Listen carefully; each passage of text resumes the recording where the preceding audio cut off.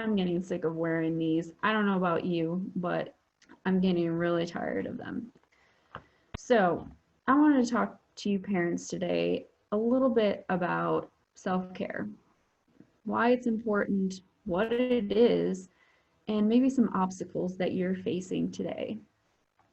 So, because of the disruption in our normal daily schedules and routines that we have had because of COVID-19, it's been difficult, to say the least.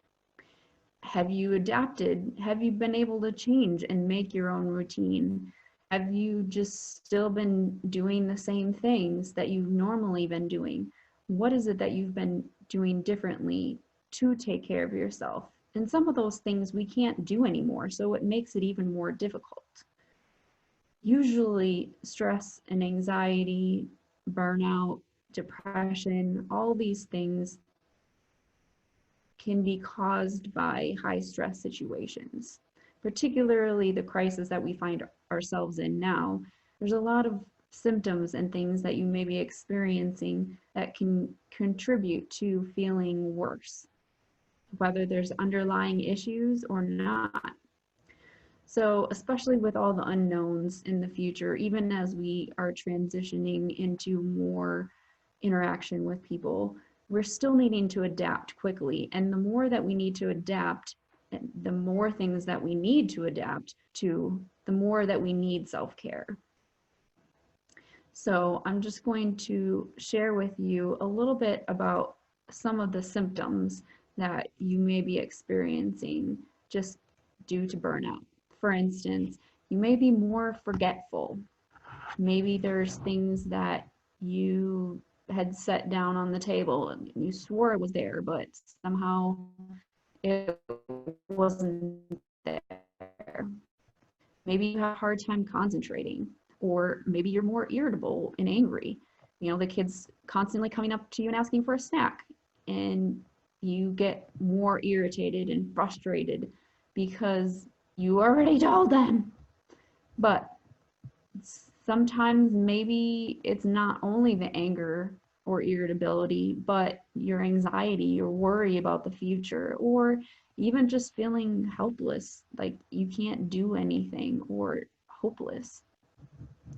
All these things can contribute to, and or maybe you are already just feeling just exhausted, you're not sleeping well, maybe you are not eating, or maybe you're eating more than what you used to be eating because the food is there, or because you're angry and you're hungry or hangry, or you're anxious, or you're just bored. So some of these things can contribute to more weight change, appetite change, but even just a sense that you have a lack of productivity. Maybe you're being disrupted by the kids so often that you can't even get anything done. You're trying to do work at the same time that you're trying to take care of the house and the kids and the dog and the cat, and they're just all the time they're there, and you just can't get a break.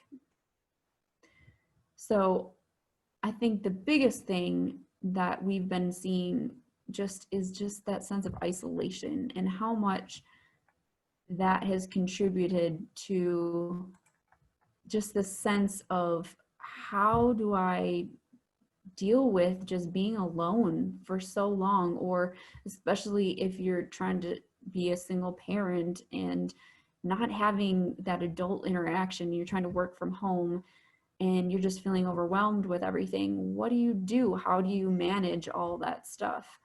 And it can be difficult, and just being able to give yourself grace. So another thing that you may want to think about is just in terms of, what is self-care? The definition that I came up with is valuing yourself by recognizing. That's the first step, is always to recognize, and then attending to your needs for the purpose of promoting a healthy mind, body, and soul. So all these things combined with that I will go over, and some of the obstacles, really trying to figure out how those obstacles have been impeding you meeting your needs. So what are some of your needs? There's basic ones: food, shelter, clothing, air. You need air to breathe. But also, more importantly, in pertinent to what I want to talk about, is your emotional needs. And those are the things, even some of the physical needs will come up as well, because if you aren't meet your physical needs aren't met, then it's hard to really meet the emotional needs. But in terms of right now, how are you making connections with people? Do you feel accepted, or are there some instances where you're feeling a rejection? Having a place where you feel unconditionally loved, you have peace, maybe a time to be able to play, boundaries, but especially in this time where the boundaries have become more rigid than what we're used to, being able to understand where and what you want your boundaries to be, and what is actually helpful for others, and protecting towards and also yourself. So there's a lot of things to consider, but also you have spiritual self-care. So that's thinking about, what is the meaning of life? What do you want your values to be? Maybe faith and religion that's important to you. So those are some needs that you need to consider. What are those obstacles? So these are some of the things that we've just been seeing, even in some of the similarities. So maybe you're working from home. At home, you just feel distracted, overwhelmed. There's no time for yourself, or very little time. So how do you manage all of that? Some of the needs that are going unmet or have changed for you is that there's a lack of stability because of the lack of structure, and there's no peace. So being able to provide and create that structure and create that daily schedule in order to be able to provide more sense of peace. Like I said, maybe you just have no time to yourself. You're not able to rest. So there's another need about time, especially if you're a single parent or you have no time to yourself. Even if you are parenting together, what does that look like? How do you find enough time to play, to make connection, to not only work, but then also have time for rest? Another big one is just this lack of support. So for those of you who are single parents or you're parenting alone, maybe you just generally don't have a support system, or very few people, or during this time particularly, because you can't rely on the people that you normally do, maybe a babysitter, or you have a nanny or somebody that comes in to help you. They're not able to do that anymore. So how do you balance all of that stuff? That's the question, and the difficulty during this time. And I think all of this together, it just leads me to grace for yourself, for other people. Even, if you are somebody who really values, let's say, health, and you want to be able to provide healthy meals for your family, but you're trying to work and trying to help the kids with e-learning, and you're trying to do all these things, maybe that means setting aside that value for a moment while you're trying to do all these other things, and just throwing in some chicken nugget. Sometimes some of those things need to go to the wayside, because what is important versus what is just demanding your attention. And it's hard to balance and figure out the balance of those things. But I guess I just want to bring some of these things to light to help you to be able to think about what you want to do and how you want to be able to live your life in a way that is not only respectful, but supportive and loving towards you and others. So here's a meme that I found. we're having Spirit Week at home since there's no school for the kids or e-school. Today we're kicking it off with Meltdown Monday. I thought that was cute. Anyways, for those of you who are working on the front lines, this is another obstacle for you. Maybe you're feeling criticized or not supported or not appreciated as much, even though you are there. You are working in the grocery store, or you are a fireman or a police officer or a doctor or a nurse or someone who's continually in this war zone, so to speak.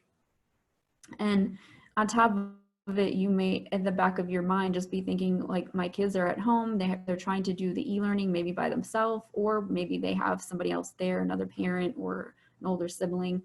But all of this, I just share all this just to help you to see how much there's so much involved. It's not just a one issue thing that's creating that stress and that burnout. There's just so many areas and things to consider and think about. So I just want to say,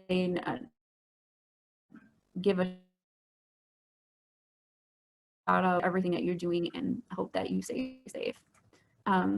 For those of you who don't have a job, maybe you were furloughed or laid off, or you just were contracted and your contract was disconnected, or you know, there was no, the contract wasn't continued.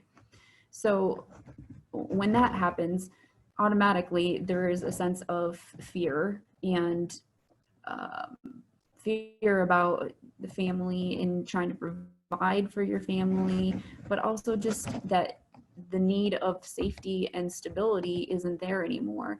So of course there's going to be fear.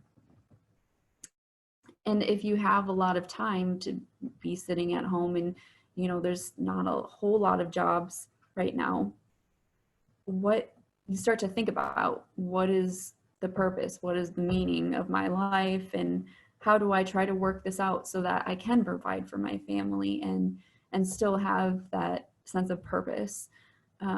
So these are a couple of the obstacles, but I thought this was cute to illustrate how much and how long this has been going on.